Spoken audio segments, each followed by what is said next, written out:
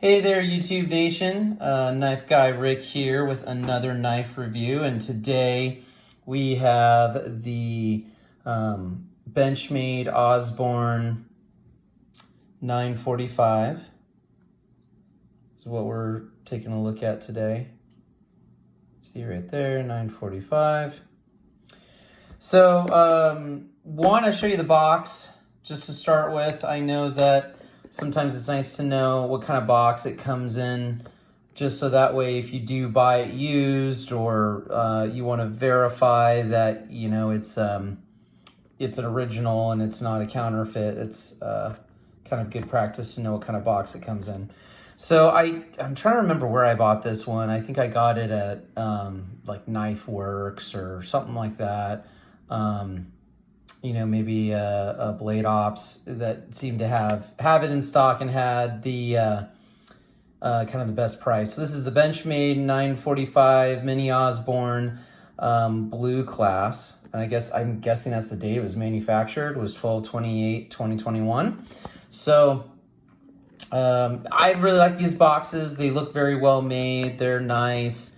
A lot of people like having these and stack them in their gun safe if they collect Benchmades. Also, if you ever want to sell your knife or, you know, pass it down to someone, it's, you know, having the box is nice. So, you know, open it up. Inside you have, you know, it comes in a little pouch. And then this clip, this access clip is always, you know, inserted right here like that.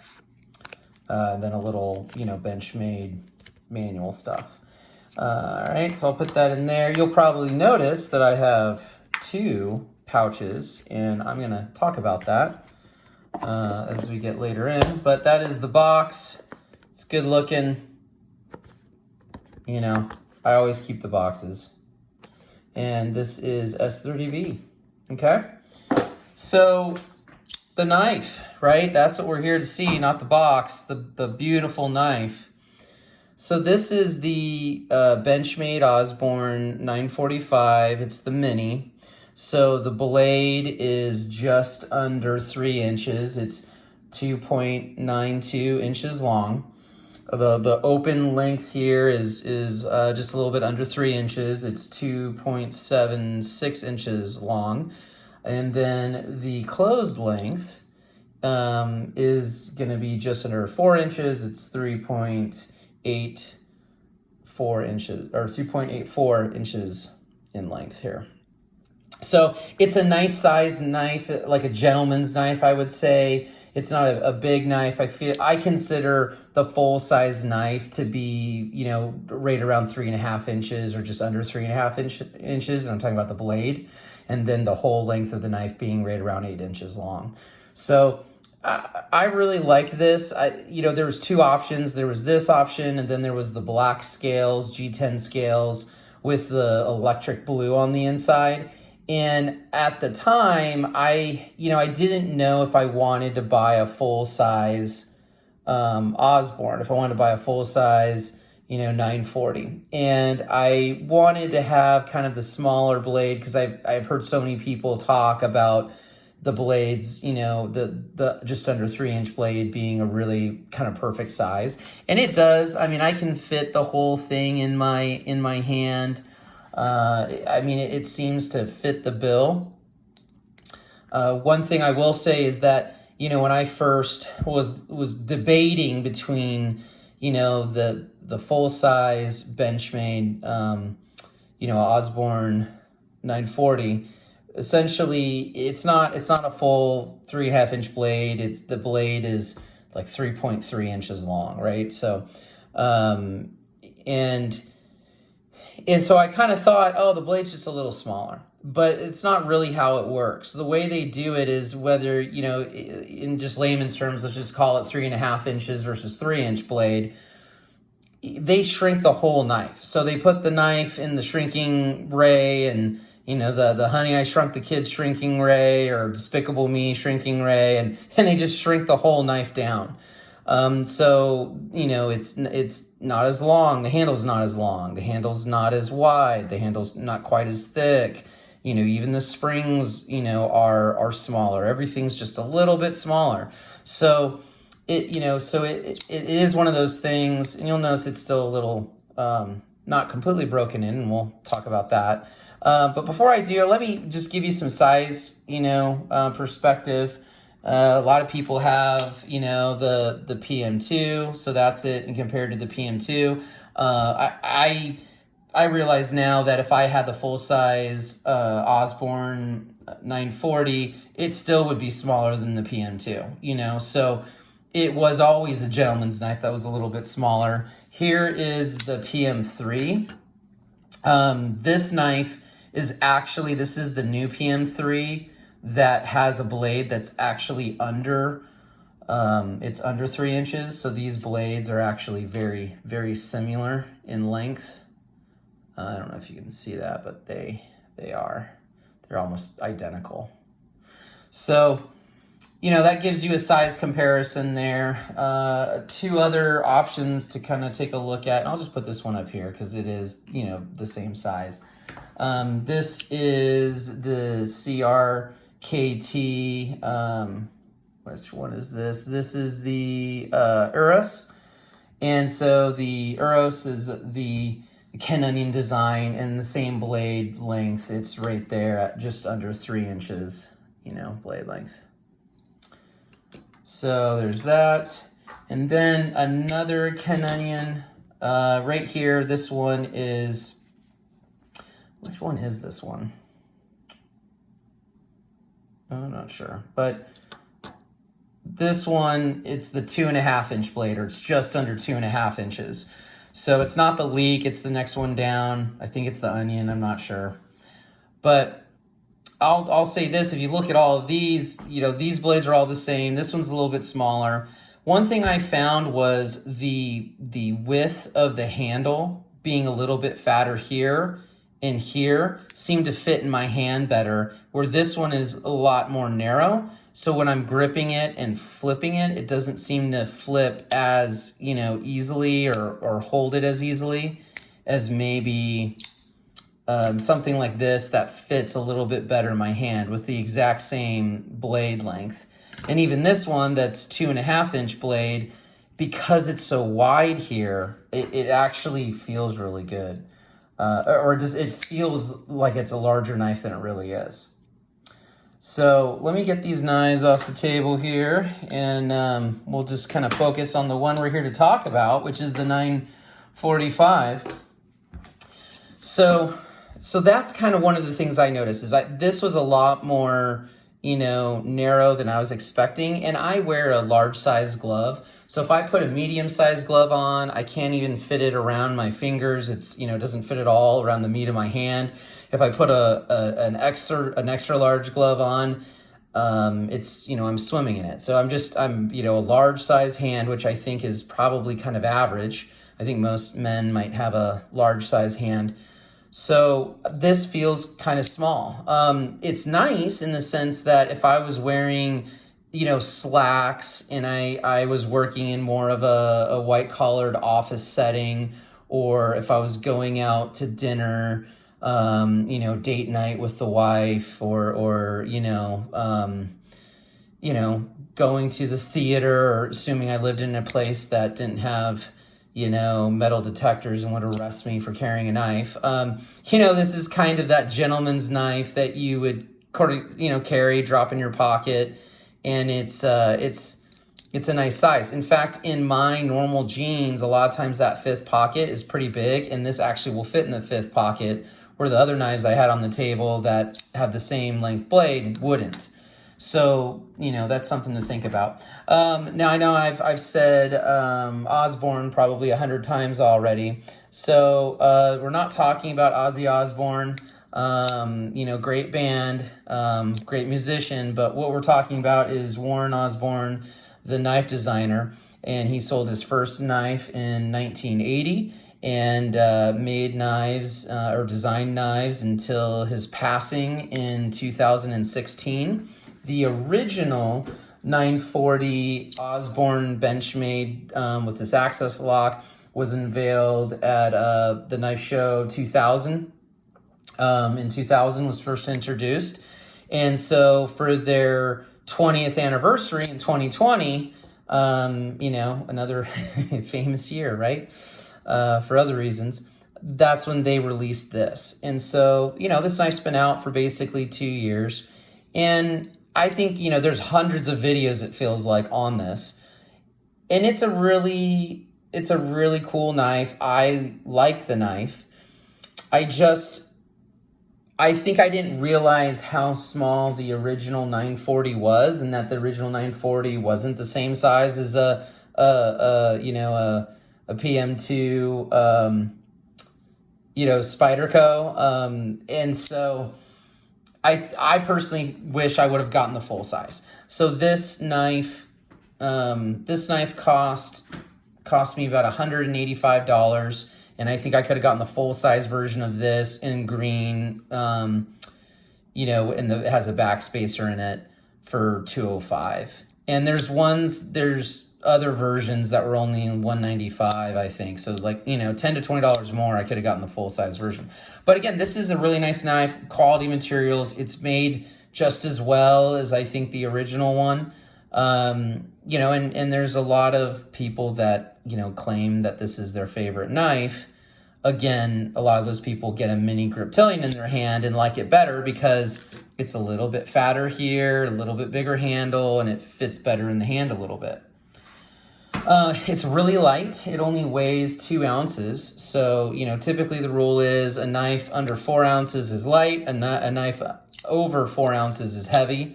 And this being under 4 ounces at the 2 ounce mark, you know, that's considered, you know, a very light knife. So, you know, for whatever reason, my research has shown that the 4 ounces seems to be the benchmark of what a standard, you know, weight is considered for an average size knife. So now let's talk about the action. So the truth is, this was my first Benchmade. And I, you know, have had a couple of Access Lock kind of knockoffs in a sense, or just, you know, when they lost their patent, I had a couple of knives, you know, an OSG, you know, had one, and, you know, I think there was a couple others that I had seen too. But, you know, it's really nice. It's really smooth. I did fall in love with this, and I saw, oh, if you play with it a lot, it loosens up, and it'll free drop at some point. You'll notice this is not free dropping. And basically, I had this knife for exactly 1 month, 4 weeks. And in 4 weeks of constantly playing with it and fidgeting with it, I broke the spring. So I'm right-handed, and the spring that broke was right back here. So in here, there's this, you know, it clips around here, it goes down, and it clips inside there. And so it's like a U. And so right here in the center, that snapped. And I first felt it because it popped out the back. And then this little, you know, the little wire there was, you know, was loose. And that's how I could tell. And I think, you know, because I'm right-handed, I pull here more on the right side versus the left side. I try to do them at the same time, but I think there's more pressure on this side. And, you know, just so you could see the action, right? That's how it locks back there. You open it up, there's kind of that, and then it locks in. And this, you know, the spring pushing against that is kind of that detent, and then it locks in. So I don't know if you can see it. Let me flip it open. But right there in the cutout, you'll notice there's a little tiny thing protruding. And that is the other end of the spring clicking in. And on the other side, you'll notice very so slightly, you know, it's right about there. Right about there. You can kind of see both of them. There's one on top and one on the bottom. So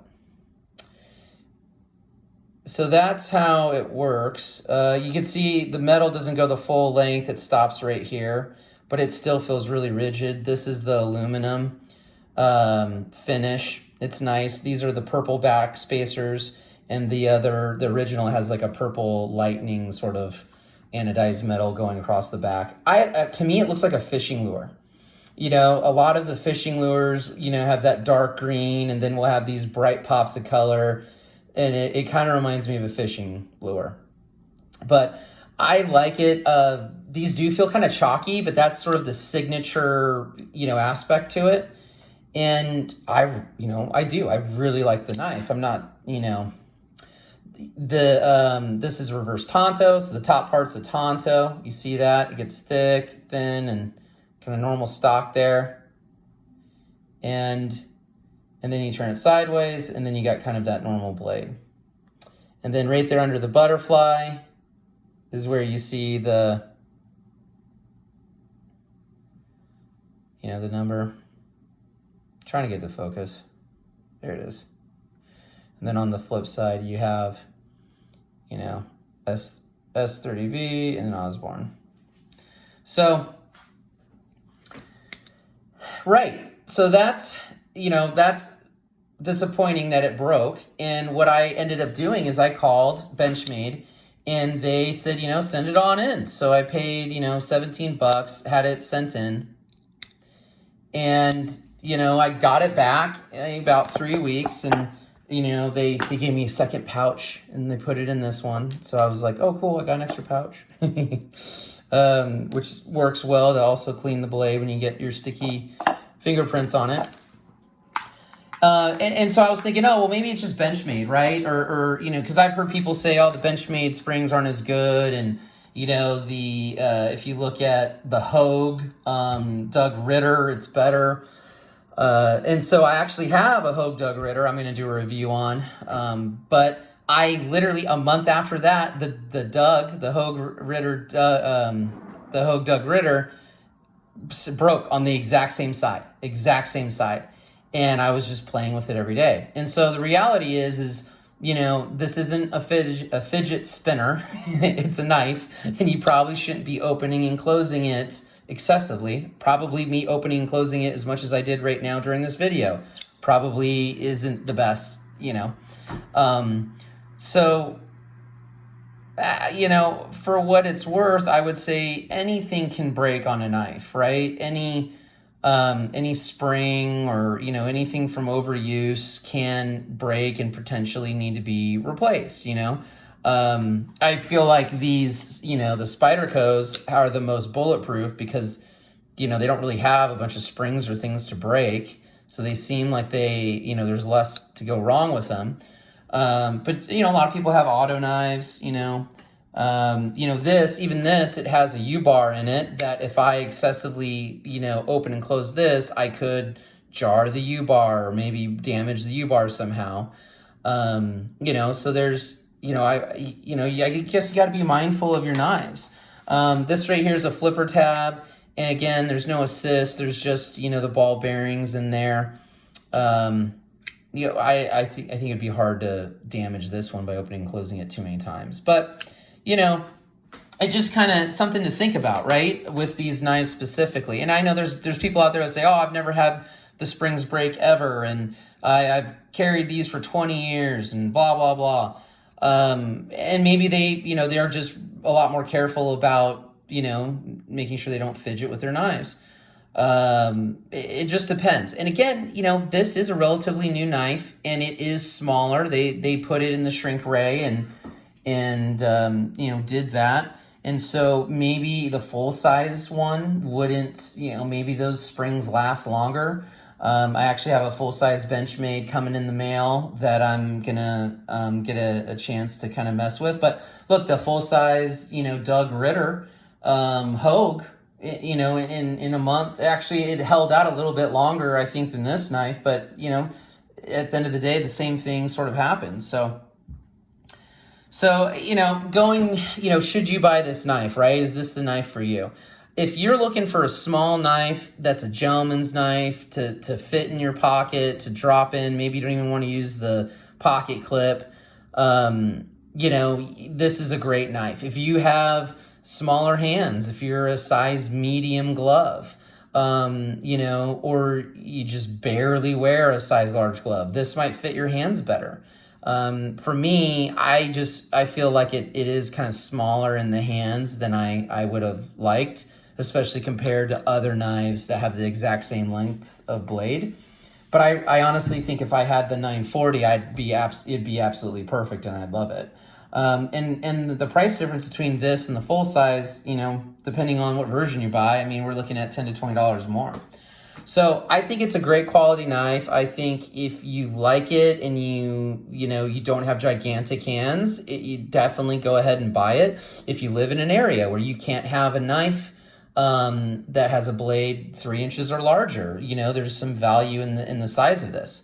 But if you have large to extra large size hands and you wanted a blade just under 3 inches, this handle might be too small. And doing the mini Griptilian or, you know, doing the Spyderco, PM3. And again, this one is that ultra lightweight where they actually made this, you know, the 2.92 length blade. It's nice, and it has a much bigger full size feeling of a handle, and, you know, inside of it. So, you know, it just depends on what you're thinking, you know? So again, it's a Benchmade, it's beautiful. And if it ever breaks, I can send it to Benchmade as long as I'm not prying stuff, you know, with it. They're going to, you know, and they'll know because they'll find damage inside of it if, you know, you're popping and prying with it. But as long as it's normal wear and tear and stuff like that, they'll fix it for free and sharpen it. And I mean, you saw in the box, right? You know, lifetime sharpen warranty, you know, life sharp, you know, guaranteed. So, you know, I'd say it's worth buying for sure. You just need to take a good look at kind of what size you really want and what size best suits you. So anyway, I hope you enjoyed this review. As always, feel free to like and subscribe to get more content. And as always, stay sharp out there.